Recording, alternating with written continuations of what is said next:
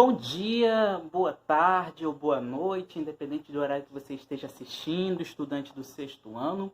Aqui é o professor João Pedro, professor de História daqui da Rede Municipal de Cascavel. E a nossa aula de hoje será para nós compreendermos o processo de desagregação, término, esfacelamento do Império Romano e o processo de surgimento do cristianismo, na região do Mar Mediterrâneo e como que esse surgimento do cristianismo foi importante para a desagregação desse vasto império, Então, vamos comigo. Antes de nós compreendermos o que foi a crise do Império Romano, é importante que nós possamos voltar às nossas últimas aulas, nossas outras videoaulas, os nossos textos que a gente vem compreendendo no livro didático, do que foi o surgimento do Império Romano. O surgimento do Império Romano que vai se dar a partir do término da República e com a ruptura, com o surgimento aí com Otávio Augusto.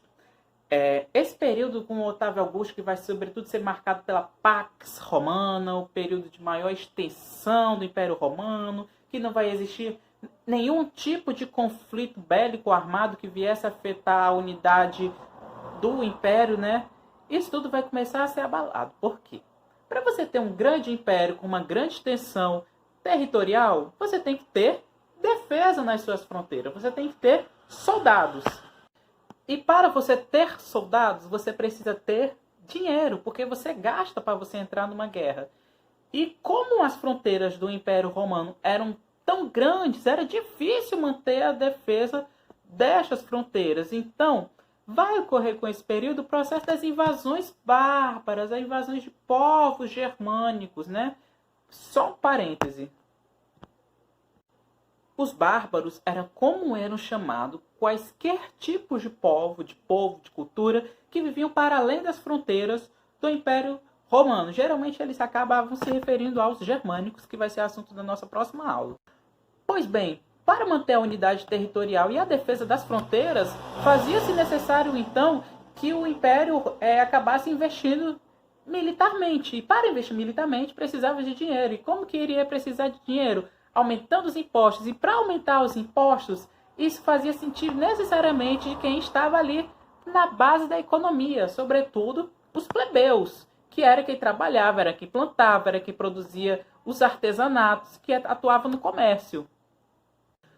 Pois bem, com as invasões bárbaras, com o aumento dos impostos, principalmente nas grandes cidades do Império Romano, isso veio que vai afetar a vida desses trabalhadores que irão sair das cidades e irão migrar para o campo.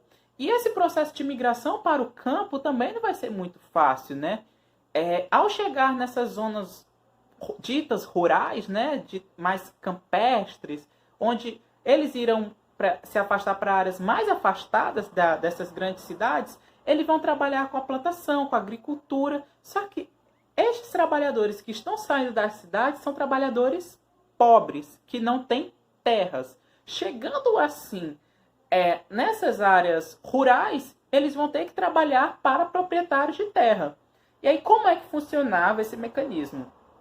Esses trabalhadores que plantavam, colhiam e que produziam essas matérias-primas eram chamados de colonos. E eles tinham por obrigação entregar parte desta matéria-prima ao seu proprietário. E esse sistema era chamado de colonato. E com esse processo de migração das cidades para os campos, isso vai fazer com que a densidade demográfica das principais cidades do Império Romano acabam tendo uma diminuição. E com isso, a população diminui nas cidades e aumente nos campos. Com esse processo das invasões bárbaras nas fronteiras, isso também vai enfraquecer a unidade territorial desses impérios tão grandes, esse império romano enorme. Diversos imperadores vão ter governos, não sei se pode colocar essa palavra, mas vão ter seus impérios durando pouquíssimo tempo. Imperadores serão assassinados, serão conspirados, serão mortos por generais, até por aliados próprios. E com isso, para tentar amenizar esse tipo de crise, uma das primeiras tentativas que será utilizada vai ser o sistema de tetrarquia. A tetrarquia é um sistema onde o Império Romano foi dividido em 4 grandes áreas e distribuídas a generais que irão comandar essas regiões.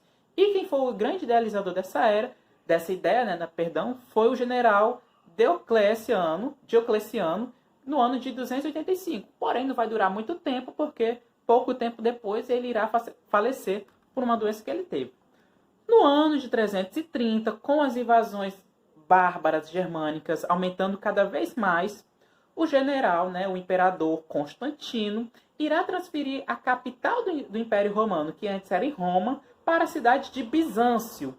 E por conta dessa transferência de sede, a cidade de Bizâncio, no ano de 330, passará a chamar-se Constantinopla, em homenagem a este imperador. E também, no ano de 395, o Império Romano, já sobre o imperador Teodósio, irá ser dividido em duas partes, para tentar, assim, facilitar a gestão desse vasto império. O Império Romano do Ocidente e o Império Romano do Oriente. O Império Romano do Ocidente com capital em Roma e o Império Romano do Oriente com capital em Bizâncio.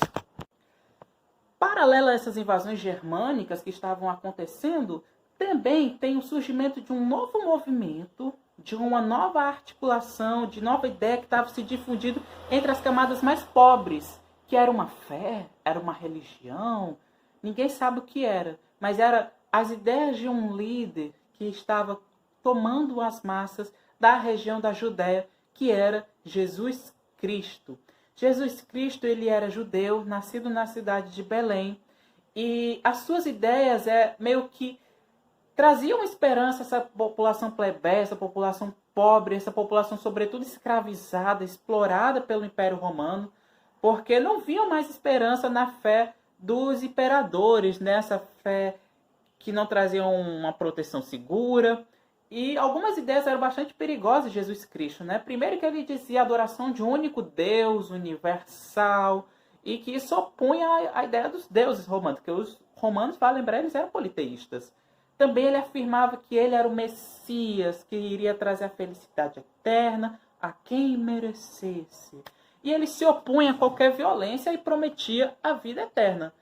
Por isso, né, por a acusação dele dizer que era o rei dos judeus, de pregar contra as autoridades, Jesus foi condenado à morte na cruz pelos romanos. E aí a gente já sabe sobre isso, está lá na Bíblia, e aí a gente pode compreender isso bastante. Mas, porém, após a sua morte, né, os apóstolos, principalmente Paulo e Pedro, eles levaram seus ensinamentos para diversas regiões, tornando o cristianismo, né, uma religião cada vez mais universal, né? Vale lembrar também, né, que o evangelho, essa palavra evangelho, vem do grego boa nova, que quer dizer bom, e angelion, que quer dizer mensagem. Então, evangelho significa boa mensagem. E, para além da conversão dos judeus, foi tido um trabalho maior de conversão dos judeus que falavam grego, né?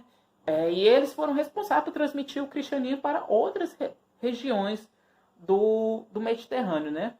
E aí, por mais de 20 anos, Paulo viajou pelo Mediterrâneo Oriental, foi preso em 58 depois de Cristo. Aí, no ano de 60 depois de Cristo, ele foi julgado. E a partir do ano de 64 depois de Cristo, começou a ter as primeiras perseguições aos cristãos, né?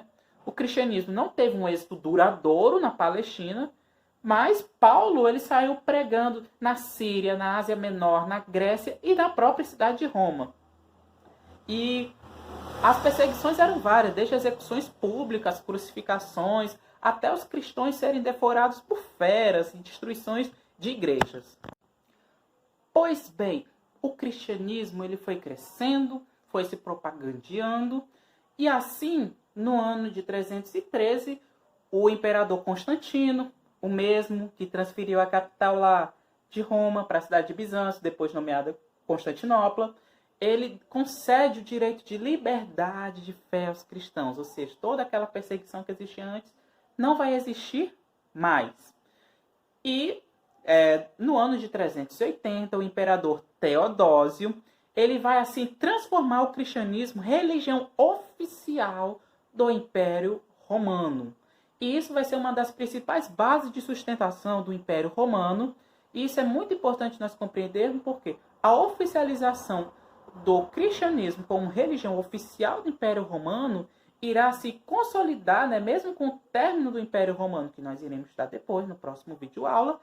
Isso vai acabar meio que garantindo a continuidade e a força da igreja cristã, que depois vai se transformar em católica, anos depois, continuando até os dias atuais. É isso, eu espero que tenham gostado e um abraço a todos vocês. Tchau, tchau.